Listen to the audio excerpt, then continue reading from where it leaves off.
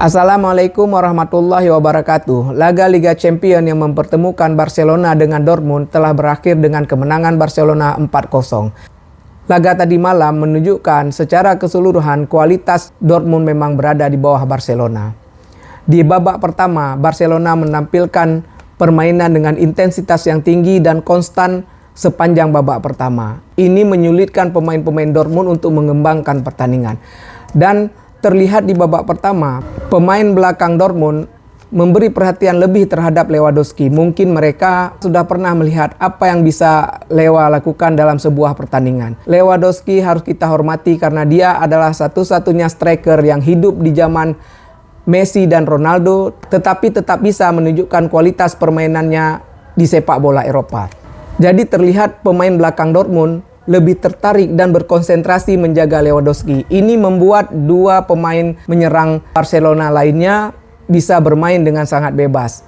Lamine Yamal dan Raphinha bisa bebas bergerak dan memberi ancaman bagi lini pertahanan Dortmund. Kunci dari intensitas yang tinggi dan penguasaan pertandingan di babak pertama ada pada dua pemain tengah Barcelona, Pedri dan De Jong. Entah istilah apa yang dipakai untuk posisi mereka sekarang, tapi saya lebih cenderung menyebut mereka sebagai gelandang bertahan. Jadi pelatih Barcelona menempatkan dua gelandang bertahan, Pedri dan De Jong, untuk mengkanter, memotong atau menjaga serangan-serangan yang dibangun oleh pemain Dortmund. Dan ini sukses besar. De Jong berkembang menjadi pemain yang sangat baik di Barcelona setelah mengalami banyak permasalahan. Pedri memang punya kualitas yang cukup baik untuk memeragakan ini. Dulu Real Madrid pernah memainkan dua gelandang bertahan di era Mourinho. Dia memainkan Xabi dengan Khedira. Memang kualitas Busquets dan Makalele tidak bisa didapatkan lagi pada satu individu pemain. Sehingga kalau kita menginginkan keseimbangan dan kenyamanan di lini tengah, sebuah klub terpaksa memasang dua gelandang bertahan. Kali ini Barcelona memasang Pedri dengan De Jong dan mereka sukses besar di babak pertama sehingga membuat Barcelona bisa menyerang dengan baik.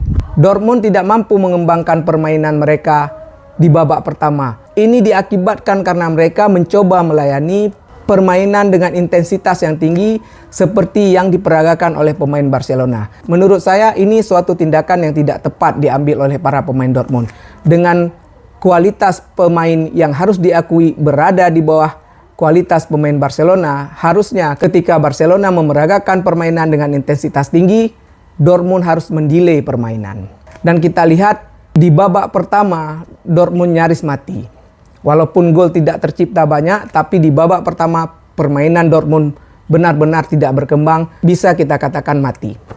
Di babak kedua, Dortmund mulai mendelay permainan dan membangun serangan secara perlahan dan hati-hati.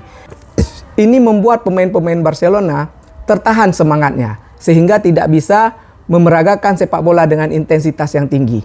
Jadi di babak kedua intensitas permainan menurun karena memang Dortmund lakukan tindakan cerdas dengan mendelay permainan. Dan perlahan Dortmund sudah bisa mendekati kotak penalti Barcelona. Tapi ada kesalahan fatal yang mereka lakukan di babak kedua, sehingga Barcelona bisa membuat 3 gol. Pemain-pemain lini bertahan Dortmund mulai membagi konsentrasi terhadap Lamine Yamal dan Raphinha.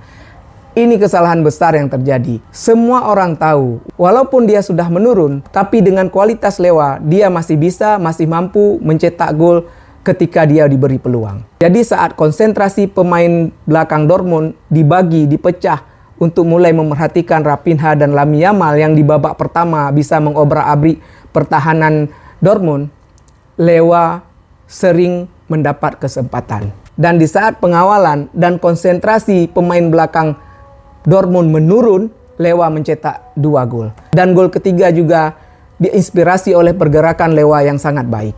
Ini memang menjadi buah simalakama bagi pemain Dortmund. Jika mereka terlalu memperhatikan Lewa seperti di babak pertama, Lamine Yamal hidup, Raphinha hidup dan hampir menghancurkan Dortmund. Ketika mereka mengurangi konsentrasi terhadap Lewa hidup dan menghukum lini pertahanan Dortmund. Jadi dengan kekalahan 4-0 yang diderita oleh Dortmund, apakah dia punya peluang untuk membalikkan keadaan di leg kedua nanti? Tentu Dortmund punya peluang untuk membalikkan keadaan, walaupun ini sungguh berat karena mereka menderita defisit 4 gol. Barcelona bukan tidak punya kelemahan. Dalam pertandingan tadi malam kita bisa melihat bagaimana lemahnya transisi para pemain Barcelona dari menyerang ke bertahan. Barcelona ketika diserang oleh Dortmund, ketika Dortmund sampai membawa bola ke depan kotak penalti Barcelona, terlihat Barcelona bertahan dengan 6, 5 atau bahkan hanya dengan 4 pemain. Ini menandakan bahwa para penyerang Barcelona atau pemain tengah Barcelona terlambat sekali untuk datang membantu lini pertahanan, ataupun mereka memang sudah sangat percaya kepada lini belakang mereka. Dan saya melihat bahwa kualitas pemain lini belakang Barcelona tidaklah setangguh atau selevel dengan lini serang mereka yang sangat bagus. Jadi itu peluang yang harus dimanfaatkan oleh Dortmund. Dortmund harus bisa mencari pemain yang bisa mematikan De Jong dan Pedri, karena dari mereka berdua inilah permainan Barcelona dihidupkan.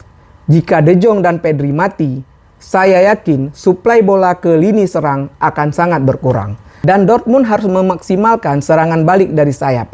Harus dengan cepat. Karena dengan terlambatnya transisi defense pemain-pemain Barcelona, maka peluang pemain-pemain Dortmund menghadapi pemain lini bertahan Barcelona tanpa dukungan dari lini tengah dan lini depan mereka terbuka sangat lebar. Sekali lagi itu bisa terjadi karena lambatnya transisi para pemain Barcelona dalam membantu lini pertahanan mereka. Jadi Dortmund harus bisa menyerang cepat melalui sayap. Itu untuk menghindari lini tengah Barcelona yang sangat bagus. Jika mereka mampu melakukan serangan balik dari sayap dengan cepat, ini bisa meningkatkan peluang bagi Dortmund untuk mencetak gol. Saya rasa itu yang harus diusahakan oleh Dortmund nanti di leg kedua di Iguana Park. Dan bagi Barcelona, permainan yang sangat apik yang ditampilkan oleh lini serang mereka harus diimbangi dengan peningkatan kualitas permainan dari lini belakang. Ini Liga Champion. Di Liga Champion tidak ada tim lemah. Kekalahan Dortmund 4-0 tadi malam tidak bisa diambil sebagai acuan bahwa Dortmund tidak akan mampu lagi membalikkan keadaan. Di Liga Champion semua akan bertarung mati-matian. Dan kelemahan sedikit di lini belakang harus segera diperbaiki oleh Barcelona.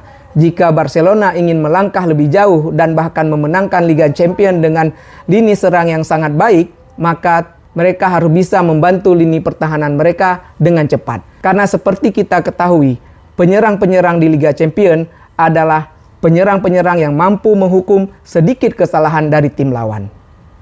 Saya rasa itu yang perlu diperhatikan oleh Dortmund dan Barcelona.